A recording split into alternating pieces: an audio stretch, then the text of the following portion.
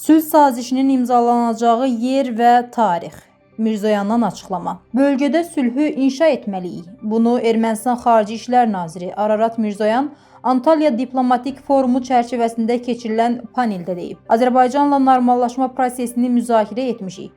Uzun müzakirələrdən sonra sülh sazişinin mətnini razılaşdırdıq. İndiki məqsədimiz sülh sazişinin imzalanacağı yeri və günü təyin etməkdir. Hesab edirik ki, münasibətlərin qurulması üçün bu bir başlanğıcdır. Mirzoyan bildirib. Şərqi Zəngəzurla Naxçıvanı birləşdirən körpü. Baş nazirin müavini Şahin Mustafayev və ölkəmizdə səfərdə olan İranın yol və şəhərsalma naziri Fərzanə Sadiqi İran ərazisi vasitəsilə Azərbaycanın Şərqi Zəngəzur iqtisadi rayonu ilə Naxçıvanı birləşdirəcək Zəngilan rayonunun yaxınlığında Araz çayı üzərində tikintisi davam edən Ağbənd Kəlalə avtomobil yolu körpüsündə olublar. Şahin Mustafayev bildirib ki, bu körpü Azərbaycanın əsas ərazisi Şərqi Zəngəzur iqtisadi rayonu ilə Naxçıvanı birləşdirən ən qısa yol olacaq. Körpü Şərq-Qərb nəqliyyat dəhlizinin əsas komponentlərindən biri olacaq. Həmçinin Şimal-Cənub nəqliyyat dəhlizinin Azərbaycan ərazisindən keçən hissəsinin funksional imkanlarını genişləndirəcək. Fars körfəzi ilə Qara dənizi birləşdirən ən əlverişli marşrut olacaq. Tikintinin bu ilin sonuna dək tamamlanması planlaşdırılır. Minalar təmizləndi. Bu ərazi Azərbaycana verilir. 4 gün qaldı. Tavuş vilayətinin yuxarı hissəsindəki mövqelərimiz hələ də eyni yerdədir.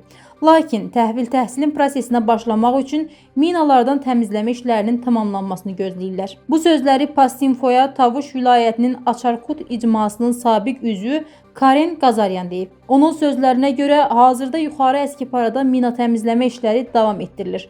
Ancaq kifayət qədər böyük ərazidə, o cümlədən Açarkut icmasında minalardan təmizləmə işləri artıq başa çatıb. Qazaryan bildirib ki, düşmən Ermənistan-Gürcüstan magistralının əhəmiyyətli, təxminən 70 kilometrlik hissəsinə, eləcə də Kirantsda 2-3 kilometrlik əraziyə nəzarət edəcək və bura artıq Azərbaycan ərazisidir. Qeyd edək ki, Qazaryan bundan öncə 15 apreldə demarkasiya prosesinin başlayacağını bildirmişdi. Hazırda Qazaxın Sofulu, Bərxudarlı, Yuxarı Əskipara, Naxçıvanın Kərki kəndi hələ də işğaldadır. Bakının bu şərti qəbul olunur. Mirzoyan. Bakı və İrəvan münaqişəni institusional şəkildə başa çatdırmalı və həmin gün Minsk qrupu buraxılmalıdır. Bunu Ermənistanın Xarici İşlər Naziri Ararat Mirzoyan Antalya Diplomatik Forumu çərçivəsində Azərbaycanlı həmkarı Ceyhun Bayramovla birlikdə keçirilən panel müzakirəsində deyib. Biz bir neçə dəfə Minsk qrupunun buraxılması prosesinə başlamağa və onu başa çatdırmağa hazır olduğumuzu ifadə etmişik. Münaqişə olmayanda bu strukturu buraxmaq mümkündür. Hazırda münaqişə varmı? Ərazidə yoxdur, lakin sənəd üzərində də razılaşma yoxdur. Bizim üçün qərar aydındır. Biz sazişi imzalamalı, həmin gün münaqişəyə institusional olaraq son qoymalı və Minsk qrupunu buraxmalıyıq. Hansı sənəddən daha əvvəl imzalanmasının fərqi yoxdur, deyə Mirzoyan vurğulayıb. Qeyd edək ki, panel iclasında çıxış edən Ceyhun Bayramov sülh sazişi üçün Minsk qrupunun buraxılması və Ermənistan konstitusiyasından Azərbaycana torpaq iddialarının çıxarılması şərtini təkrarlamışdı. Qriqoryan. Trump İrəvana bildirib ki, problemlərinizi özünüz həll edin. Amerika Birləşmiş Ştatları prezidenti Donald Trump sələfi Joe Biden'dən fərqli olaraq Ermənistana maraq göstərmiş. Bunu erməni politoloq Tigran Qriqoryan deyib. Biden administrasiyası Cənubi Qafqazda fəal rol oynamağa çalışırdı. Trump komandasının hərəkətləri və bəyanatları isə Ermənistan hökumətini Moskva ilə daha rasional münasibətlər axtarmağa vadar edib. Amerika Birləşmiş Ştatlarının yeni administrasiyasının özü Moskva ilə əlaqələr qurmağa çalışır.